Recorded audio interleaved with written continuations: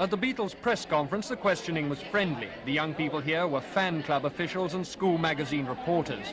The only man to raise the religious issue was shouted down. All the same, the Beatles had been worried about their Memphis date. In their dressing room, I talked to them about it. What difference has all this row made to this tour, do you think? Any at all? Paul? I don't think it's made much difference. It's made it more hectic. It's made all the press conferences mean a bit more. People said to us, you know, last time we came, all our answers were a bit flippant. And they said, why isn't it this time? Well, the thing is, the questions are a bit more serious this time.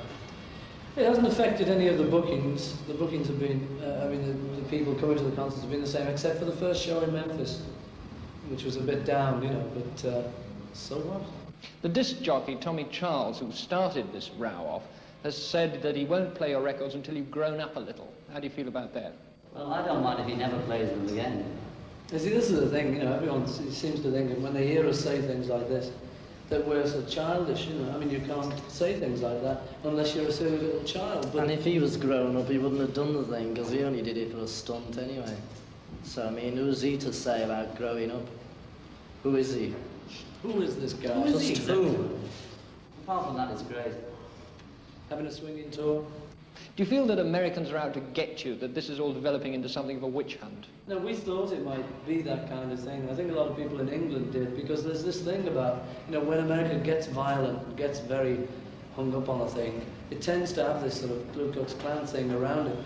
It seems to me you've always been successful because you've been outspoken and direct and forthright and all this sort of thing. Does it seem a bit hard to you that people are now knocking you for this very thing?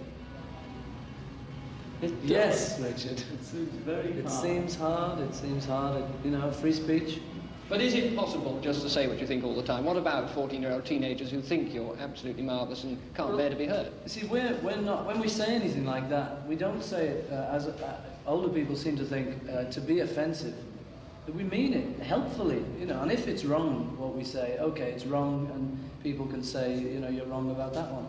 But in many cases, we believe it's right, you know, we're quite serious about it.